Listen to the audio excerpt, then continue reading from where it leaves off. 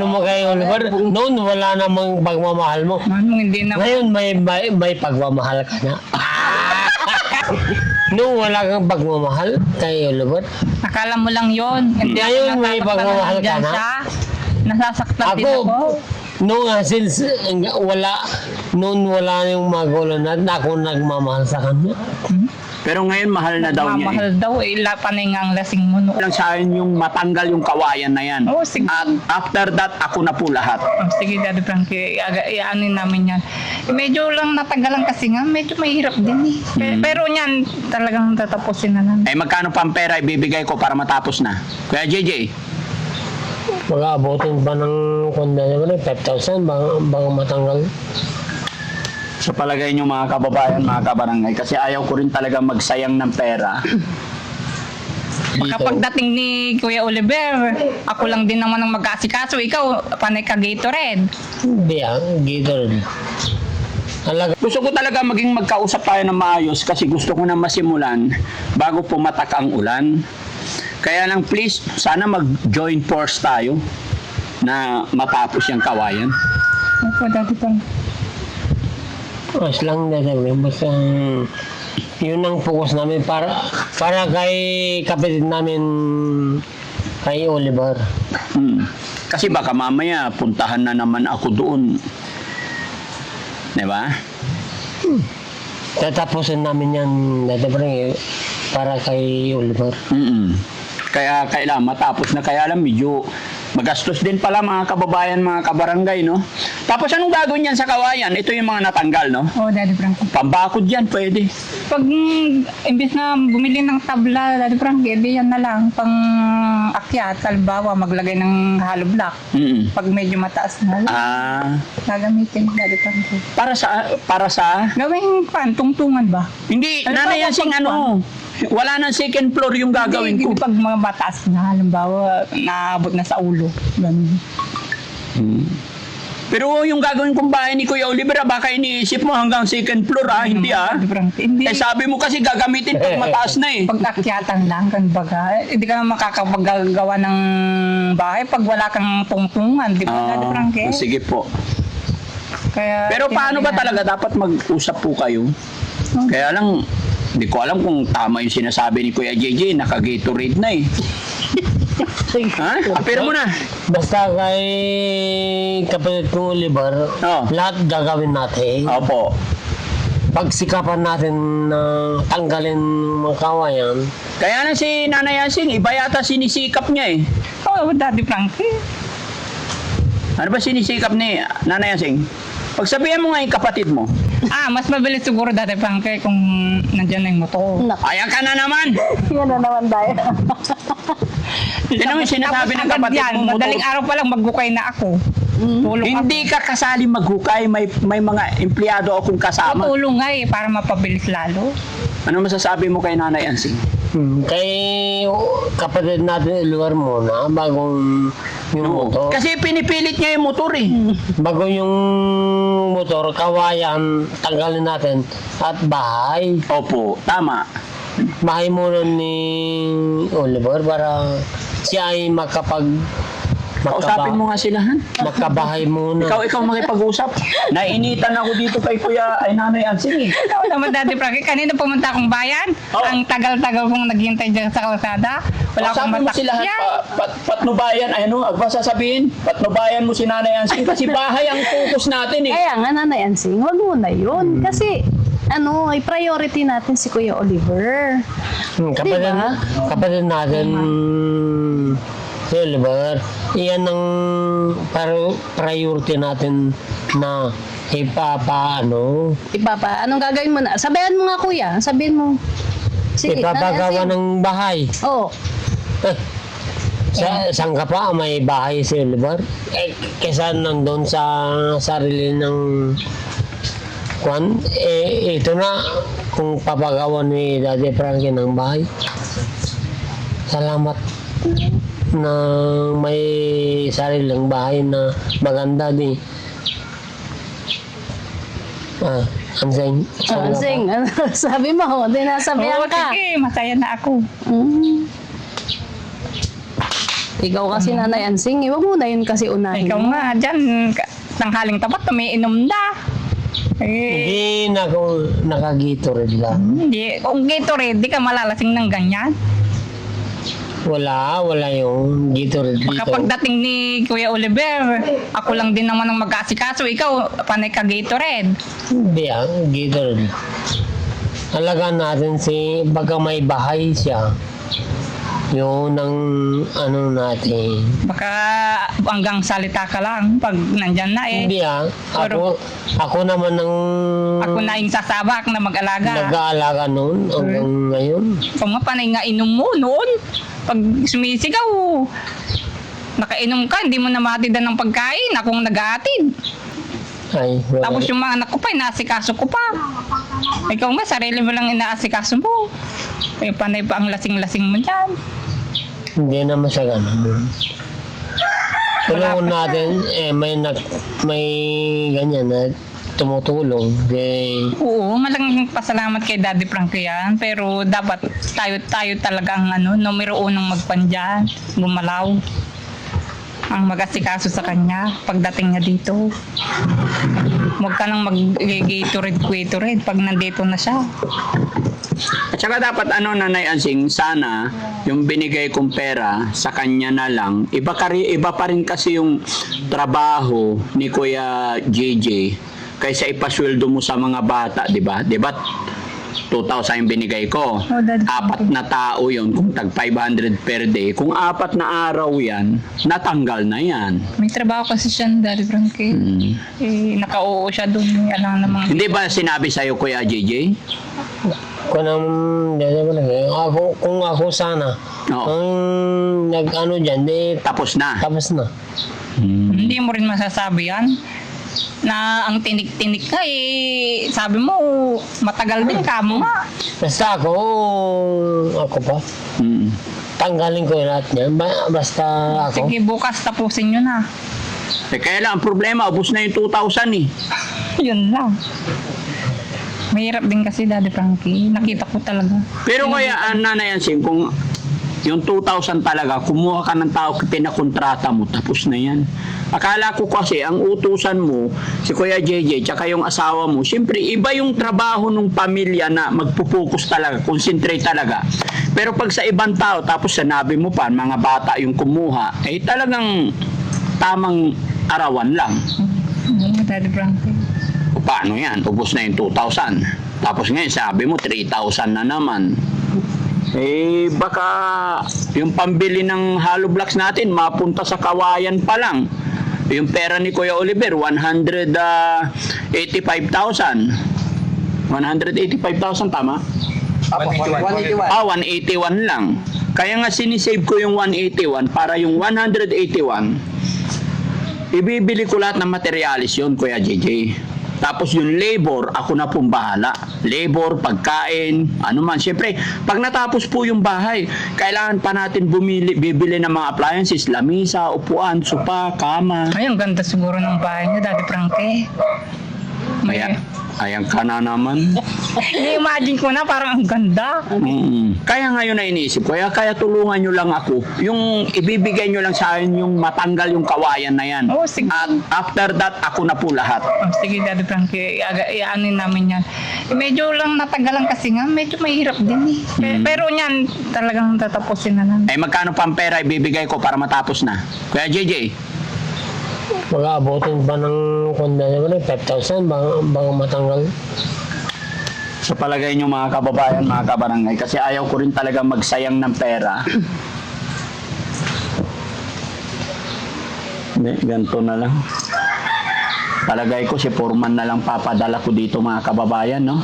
Kasi 5,000, 3,000. Okay sana kung 3,000 ni Nanay Ansing, pagdating ko sure na wala na eh. 'Di ba? Kunti na lang naman na eh. Eh, bahala na. Kausapin ko na lang muna si Foreman mga kababayan kasi mainit na yung panahon, lalong nag-iinit pa yung panahon. Honey, ano sa palagay mo? Dapat kasi pagtulong-tulungan yun na lang. Hindi, anong masasabi mo kay Kuya JJ? Nakagatorade. Naka-Gatorade. Hindi ka raw niya makausap na maayos kasi naka-Gatorade ka daw. Sama na Gatorade, Kuya JJ. Ayos lang, madam. Baka nag-Gatorade ako. Happy. Ito lang ako, happy lang. Happy lang. Basta nandito kayo, happy lang ako. Happy lang. Okay. Pero maasahan ko, pag nandito na si Kuya Oliver, wala na magiging problema. Basta, ang trabaho ko kasi, Nanay Ansing, maniwala kayo sa akin. Ito sasabihin ko po sa inyo. Pag nagawa ko yung bahay, tapos nandito na, sana kayo na bahala sa pagkain niya everyday. No? Sige na. Aalagaan natin siya. No? Tinuturuan ko na nga yung mga anak ko eh. Pagdating ni Tito ni Oliver, sabi ko, mahalin natin siya. Arugain natin, paramdam natin yung pagmamahal. Kausapin niyo siya, tanungin niyo kung anong kanya, paborito niyang kulay, anong paborito niyang prutas. Mas mag-basketball kayo, sabi ko sa mga anak ko. Paborito niyang kulay? Sige. Ako nga dahil porque isin ko ba ako mga nag-aalaga. Ngayon pa. Oo. Na kwan? Nung nakakulong si Kuya Oliver, ikaw nagbibigay pagkain? Ako. Nung ba may bahay na maganda? Oo. Pagka ginawa nyo ng bahay na maganda, akong mag-aalaga talaga sa kanya. Ano yung ang Gatorade mo? Tingnan mo, wala pa siya, nag-Gatorade ka na. Okay, paano yung sinasabi ni Nanay Ansing? Hindi na nila alam na since ano, ako nag-alaga, pagka may bahay, ako na mag-aalaga. Ikaw nag-aalaga pag may bahay? Alang-alang kay kapatid kong Oliver. Mahal ko eh. Oo. Mahal ko si kapatid kong Oliver. Ikaw nga, hindi mo naman mahal. Ako mahal ko si Oliver. Si Nanay Ansing, hindi niya mahal yung kapatid Mahal niya? ko din, Daddy Frankie. Siya nagsabi, hindi mo mahal eh. Pinabayaan ba niya? Noon, binabayaan din. Ba't ngayon gusto na niyang alagaan? Ngayon, parang may ano na siya. Pero ako, May ano siya? Anong meron? yun lang, may... Ituloy mo! May? ano mo kay Oliver? Hindi, ngayon may ano na siya. Bakit gusto niya na alagaan? Ano mo kay Oliver? Noon, wala namang pagmamahal mo. Hindi na. Ngayon, may pagmamahal ka na. Noong wala kang pagmamahal kay Oliver, Akala mo lang yon. Hindi Ngayon, ako may nasasaktan pagmamahal ka dyan na? siya. Nasasaktan din ako, ako. since noon wala yung magulo na ako nagmamahal sa kanya. Pero ngayon mahal na daw niya Mahal daw eh. Panay nga ang lasing mo noon. Pero inaalagaan ko si Oliver. Kung minalagaan mo, uunahin mong pakainin yung kaysa uminom. Talaga, inaalagaan ko. Kung noon di patay na siya hanggang ngayon, buhay pa naman. Inaalagaan ko Matibay siya noon. eh. Hindi pa niya oras. Kaya di pa siya Hindi, patay. inaalagaan ko nga. Hindi sana ganun yung kanya na madumi. Kung inaalagaan mo. Basta inaalagaan ko si Kaya Oliver. kasi tawala ako noon na ikaw yung nag-aalaga kasi mayroon ka namang wala kang inaalagaan na anak. Ako may mga responsibilidad ako. Ikaw sarili mo lang eh. Pinapakain ko naman. Binibihisan. Pinapaliguan. Basta inalagaan ko si Oliver noon. Ay ngayon, may pagmamahal ka rin sa kanya. Kahit hindi ko man may paramdam yung pagmamahal ko, mahal ko pa rin, kapatid ko yun. Ikaw, Ngayon, may ganun na ang sitwasyon mo. May pagmamahal mo na rin sa kanya. o di, tignan natin pag uwi niya dito. Kung sinong mga sikaso sa kanya. Mga Yun. sikaso. Mag-aalaga ka rin sa kanya. Kung Oo, may ano. Pero noon ikaw nagmamahal kay Kuya Oliver. Talaga na naman. Ay bakit ngayon mahal na ni Ate Ansing? Oo nga. Yun ang sa kanya. Bakit? Pinapabayaan niya noon. Ngayon, mahal niya. Kung mahal mo, hindi ka naglalasing. Inaalaga, hindi naman. Tingnan mo. Bakit kaya, Kuya JJ, bakit kaya mahal na niya ngayon?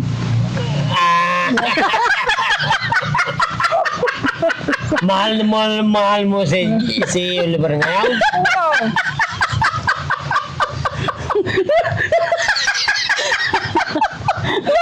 nga. Bakit kaya?